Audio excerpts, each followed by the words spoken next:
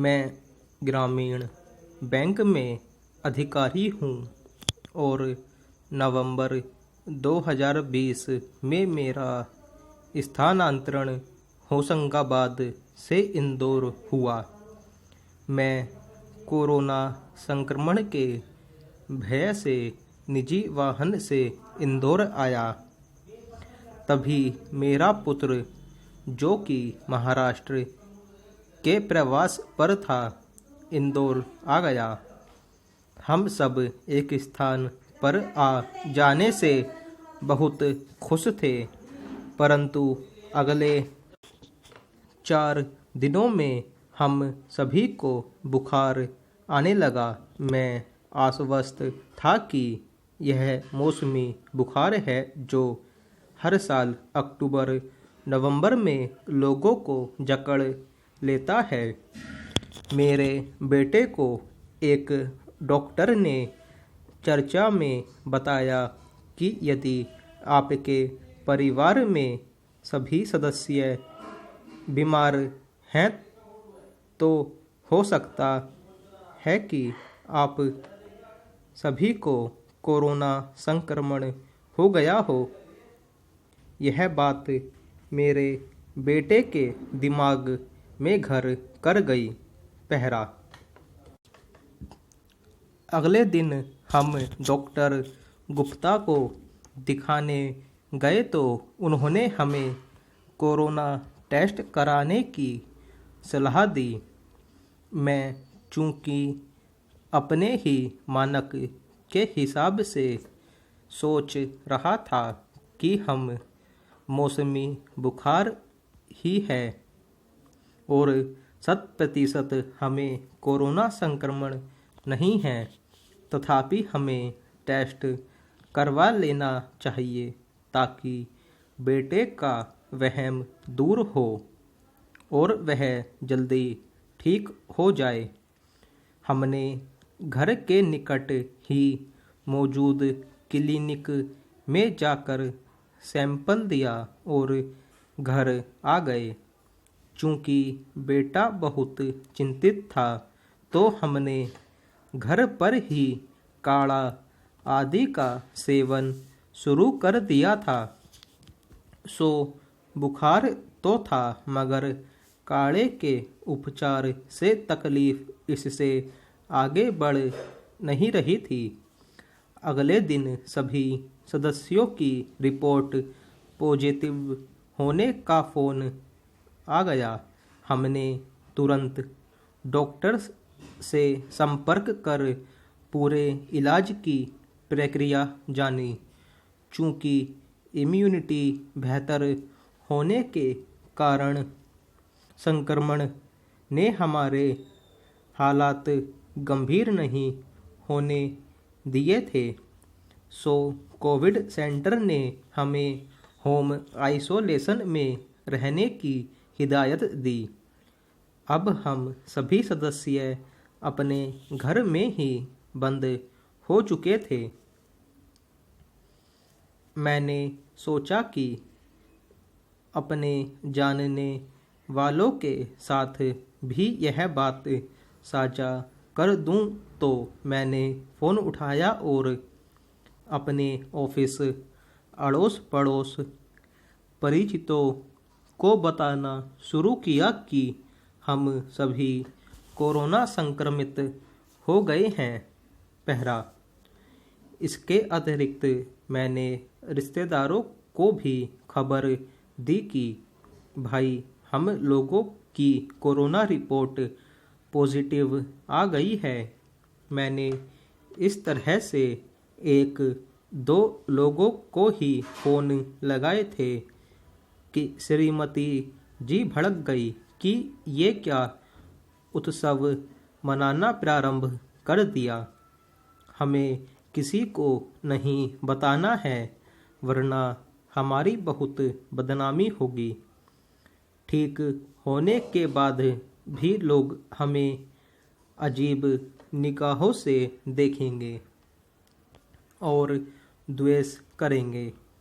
बीमार हुए हो उसका ढिंढोरा क्यों पीट रहे हो? ऐसी ही तमाम तरह की बातें करने लगी। मुझे भी उनकी बात सही लगने लगी और मेरे हाथ खबर का प्रसार करते करते रुक गए। पहरा। ये बात सुनकर मेरे बेटे ने कहा, मम्मी, इसमें बदनामी की क्या बात है? कोरोना संक्रमण खतरनाक है, परंतु यह लापरवाही करने और संपर्क में आने से किसी को भी हो सकता है। इससे तो सारी दुनिया परेशान हो रही है। इससे संक्रमित हो जाने से हम कोई अपराधी नहीं हो गए। यदि हम लोगों को अपनी बीमारी की बात बता देंगे तो इससे वे सतर्क हो जाएंगे और लापरवाही छोड़कर सावधानी बरतेंगे। उनके द्वारा हमसे बनाई गई दूरी न केवल उनके हित में बल्कि पूरे शहर और देश के हित में होगी। मुझे बेटे की बात ने संबल किया और मैं पूरे मनोयोग से सभी परिचितों को अपनी रिपोर्ट के बारे में फ़ोन करने लगा। सभी ने सांत्वना दी और किसी भी आवश्यकता की दशा में उन्हें याद करने की बात कही। दवाइयों से स्वास्थ्य ठीक होने लगा। कोविड कंट्रोल रूम इंदौर से प्रतिदिन हमें फ़ोन आता और इसके साथ ही वीडियो चैट से वे हमारे हालचाल भी जानते रहते। सबका साथ मिलने से हमारा संबल बढ़ता रहा। इससे प्रतिपल मन में सकारात्मकता का बोध होता रहा। हम अपनी दवाएं, काढ़ा वगैरह लेते रहे और समय के साथ स्वस्थ होकर हमारा होम आइसोलेशन भी समाप्त हो गया। पहला, इस पूरे घटनाक्रम ने मुझे स्थिति का दृढ़ता से सामना करने की हिम्मत दी। इसके साथ ही एक सीख यह भी मिली कि हमें कोरोना महामारी को हल्के में नहीं लेना है और सबसे ज़रूरी यह है कि अगर कोई इससे संक्रमित हो भी जाता है तो इस बीमारी को छुपाना नहीं है ताकि हमसे यह और किसी को न फैले। इसके अतिरिक्त अगर हमारी रिपोर्ट आने से पूर्व कोई हमारे संपर्क में रहा हो तो वो भी सावधानी बरतते हुए अपनी जांच करवाकर समय रहते इलाज पा सके। पहला, नकारात्मक विचारों में पड़कर अप्रिय घटनाक्रम की कल्पना करेंगे, पर वैसा घटित होने वाला नहीं है। स्वयं को तकलीफ कभी नहीं दें। काम के बोझ से दबा हुआ महसूस न करें।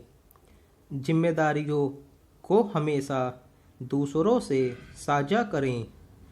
आहत व व्यतीत रहने के बजाय धैर्य रखें।